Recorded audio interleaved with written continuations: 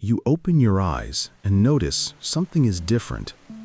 It's not the sound of your alarm clock, nor the sunlight seeping through the gaps in the curtains. It's the silence. A silence so dense, it feels like it sticks to your skin. Your phone is on the nightstand, but the screen doesn't light up with notifications. No message pings, no faint vibration telling you the world is out there, buzzing, alive, relentless. You frown, pick it up, unlock it. Nothing. No icons loading, no feed refreshing. You try to laugh it off, telling yourself the Wi-Fi must have gone out sometime during the night, but when you pull open the drawer to grab your 4G SIM card and test it, the signal bar shows only a hollow, empty void. You stand up, the cold floor making you shiver. When you open the window, the street below looks different. People are outside, not just walking by, but standing still. Some clutch their phones, some argue, others simply stare at their devices as if holding the carcass of something they once relied on, but now have no idea what to do with. The elderly woman from the apartment across the street opens her own window. "Do you have internet?" she asks, her voice heavy with worry. Not casual curiosity. The air feels thicker, as though the whole city has slowed down. Car horns blare less often, engines sound lazier. You grab your laptop, power it on, open your browser. No page loads. The progress bar freezes halfway. As a last attempt, you dial your internet provider. A flat, mechanical voice repeats, "All lines are currently busy. Please try again later." A knot forms in your stomach. Until now, internet outages were temporary. Annoying, yes, but fleeting. You think of blackouts, storms taking down cables, server hiccups, but never like this. Never everywhere. All at once. A reckless thought crosses your mind. What if it doesn't come back? The wall clock reads 8:42 a.m. You decide to go outside. Out there, footsteps echo more sharply than usual. With no earbuds, no music, no constant soundtrack, everyone seems misplaced, awkwardly adapting to a world without instant notifications. On a street corner, a man shouts about sabotage and a global attack. Farther ahead, a small crowd gathers in front of an electronics store window. The TVs are on, but the news feed shows nothing but a static message. Official statement.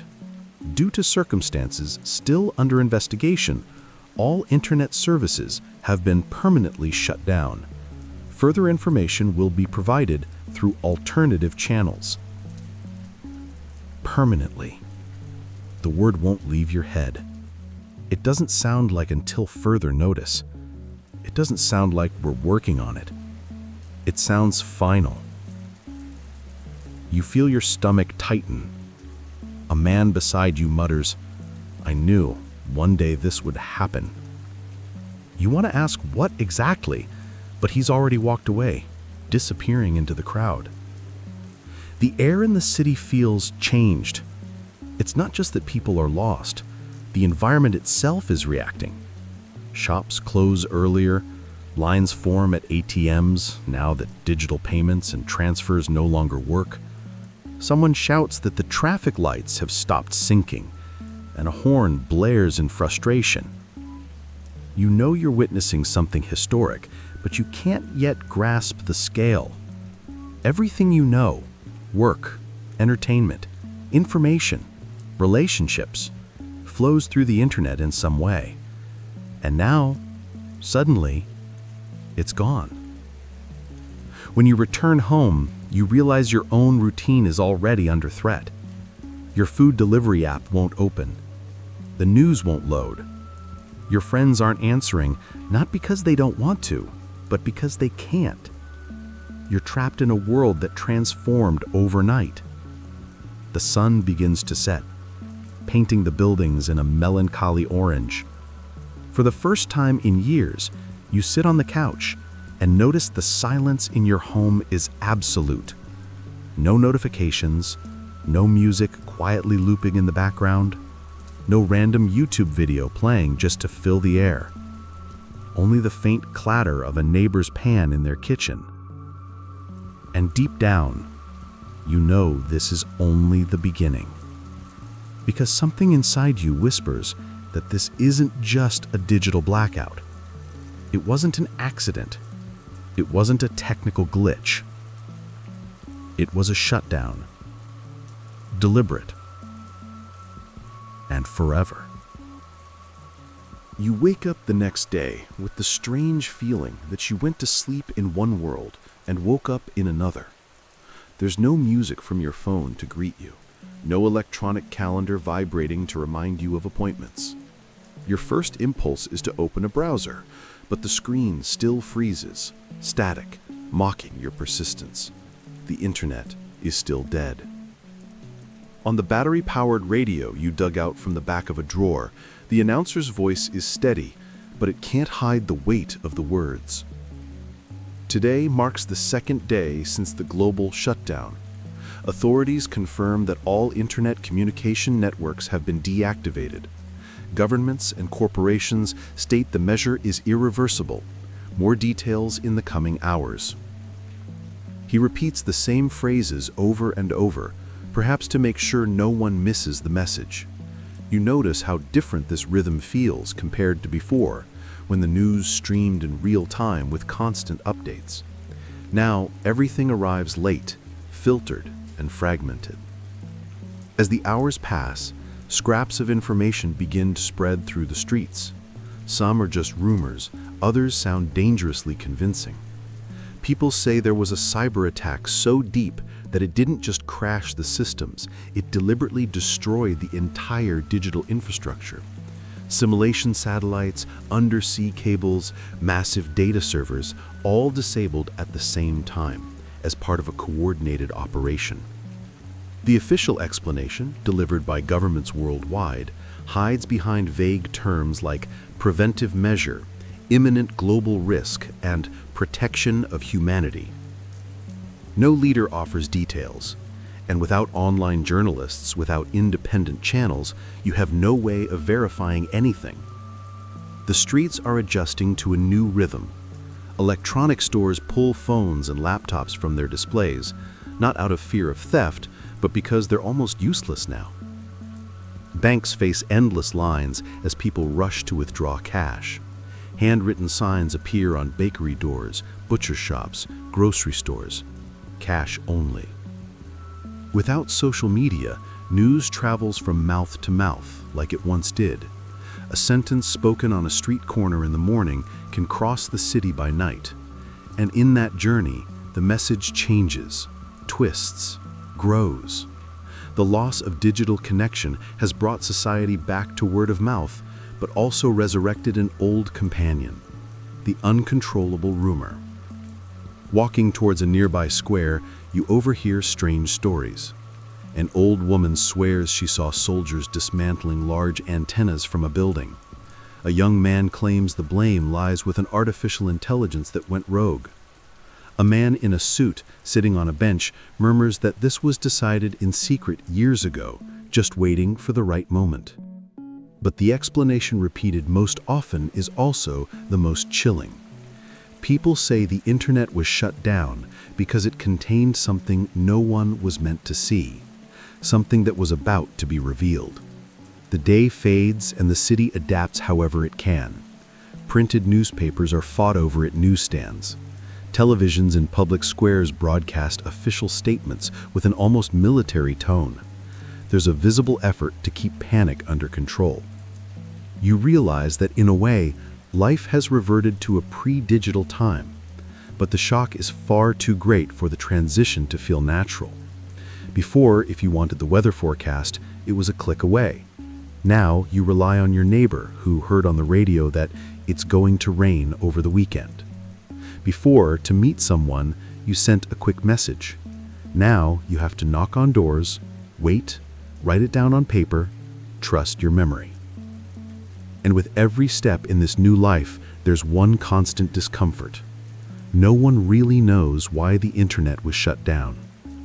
And the most unsettling part is, it feels like no one wants you to find out. You can sense there's something bigger behind all of this, something that hasn't yet been revealed. And somehow, you're in the middle of it. Because in this new world, information is no longer instant. It's power once again. The third day arrives, and you still haven't adapted. It's like waking up in a house where all the furniture has been rearranged overnight. You still reach for your phone in the morning, an involuntary reflex, but now the gesture is met with emptiness. The black, lifeless screen seems to mock you. Breakfast is silent. The loudest sound is the spoon tapping against your cup. Before, you would read the news while eating or let a video play in the background. Now, the kitchen is filled with a silence so tangible it feels physical. Every sound stands out. The crackle of bread in the toaster, the distant whistle of a neighbor, the creak of the chair beneath you.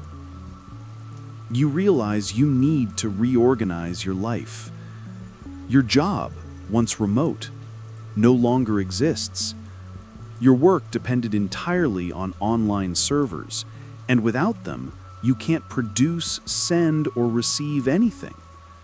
Your colleagues, who once replied to messages in seconds, are now invisible ghosts. Some might be just a few kilometers away, but without a connection, they may as well be on another continent. You head out to see how the city is breathing. The streets are crowded, but in a different way. No one walks hurriedly with their head down, typing on a phone. Now people look at each other more. Some stop to talk in the middle of the sidewalk. Others exchange improvised updates, as if every encounter were a small press conference on the state of the world. You pass a newsstand and see a line. People buy newspapers as if they were purchasing gold. With limited print runs, the headlines scream in bold letters: "World disconnected. The digital era ends." The pages are filled with information that is already outdated, yet everyone devours them hungrily. At the bakery, the cashier reminds customers they only accept cash. You notice coins have returned to circulation, clinking in pockets like in the past. A man in front of you complains that bread prices have gone up because suppliers can't calculate costs without automated systems. It's a chain of confusion feeding on itself. Later, at home, you open a cardboard box where you've stored old things. Notebooks, pens, letters you haven't read in years. You start writing in one, perhaps as a way to organize your thoughts. Your handwriting looks strange, shaky, unpracticed. It's almost like learning to speak again after years of silence. That night, you decide to visit a friend a few blocks away. Before, a message would have been enough to set a time. Now, you simply show up at his door. The initial surprise quickly turns into relief. You talk on the porch, gazing at the night sky. He remarks how the nights have grown quieter. No sound of videos playing, no music echoing from cars with windows down. The entire city seems to be slowing down. But the slowdown carries a weight. There's something unsettling in the air, as if everyone is trying to maintain normality while an invisible threat lurks at every corner. Some people are trying to improvise alternatives, fixed meeting points to exchange information, public notice boards with handwritten messages, community radios powered by old equipment. But nothing replaces the instant reach the internet once gave. Now, every scrap of information is scarce, precious, and therefore fought over. One night, walking home, you pass a group gathered around an improvised fire. They're reading the day's newspaper aloud, as if it were a sacred text. The listeners are silent, hanging on each word, as if those printed lines had the power to keep chaos at bay. You realize living without the internet isn't just living without technology, it's living without the security of knowing the world is just a click away. Now, the world is only what your eyes can see and your ears can hear. And somehow, that makes it smaller and more dangerous. And deep down, you know, something big is about to happen. The fourth day begins strangely. The air feels heavier, as if static electricity were drifting through the streets, even without any extra power running through the cables. On the radio, the broadcasts are shorter now, almost clipped, as if someone had decided to filter every word. There's a new phrase being repeated on every station. Please remain in your homes until the situation is under control. You can't remember ever hearing the word situation carries so much weight before. It holds more than it says. By noon, the silence is broken by a sound you haven't heard in years. Sirens. Not ambulances, but the long, continuous wail of a civil alert. People lean out of windows, searching for the source. Most look confused. Others, unnervingly calm, seem to have been expecting it. You run toward a nearby square and see something unfolding. Military trucks have surrounded the central area. Soldiers unload crates marked with symbols you don't recognize. There are no cameras, no reporters, only curious eyes and nervous hands gripping pocket radios. A man beside you whispers, "It's the Zero Protocol." You ask what that means, but he just shakes his head, as if explaining it would be too dangerous. Then someone steps onto an improvised platform, an official-looking figure, perhaps a government representative. Their voice booms through loudspeakers, firm and controlled. From this moment on, all forms of external communication will be supervised. Unauthorized public gatherings will be dispersed. We are here to ensure your safety. But you can feel it. It isn't safety they're delivering. It's control. Within minutes, the square becomes a pressure point. Some people protest, shouting and demanding answers. Soldiers begin to advance. You feel the first shove, the heat of bodies around you, adrenaline flooding your veins. A young man beside you, clutching a crumpled piece of paper, leans in and whispers, "They shut down the internet to hide this." Before you can ask what he means, he shoves the paper into your pocket and disappears into the crowd, swallowed by the chaos. You push your way out, heart pounding. When you reach home, you lock the door and unfold the paper. It's a map, small, hand-drawn, with a red mark and a time written on it, 0300. You don't know if it's an invitation, a trap, or a plea for help. But deep down, you understand. It's a choice. Continue living as you are, obeying orders and adjusting to the new routine, or find out what's really happening. Midnight comes, and you decide to go. The streets are nearly empty, except for a few groups whispering in the shadows. Following the map, you arrive at an abandoned warehouse. Inside, a circle of people speak quietly under the glow of flashlights. In the center, a table is covered in papers, diagrams, and notes. They introduce themselves as part of an improvised communication network. Not digital, but physical.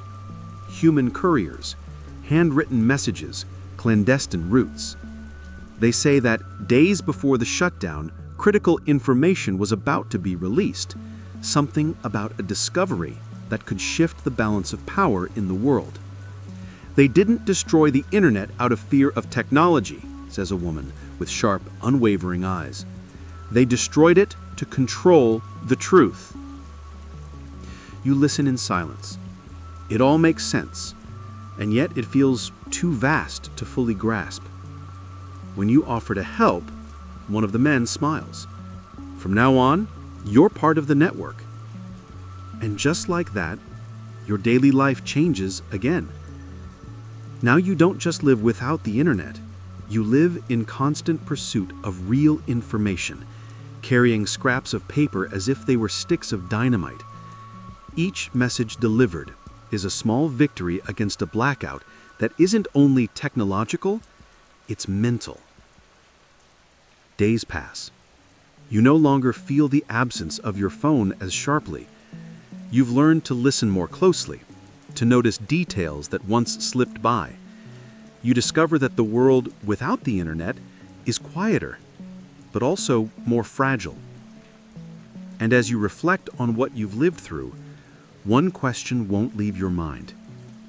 If the internet were to return one day, would you trust it again?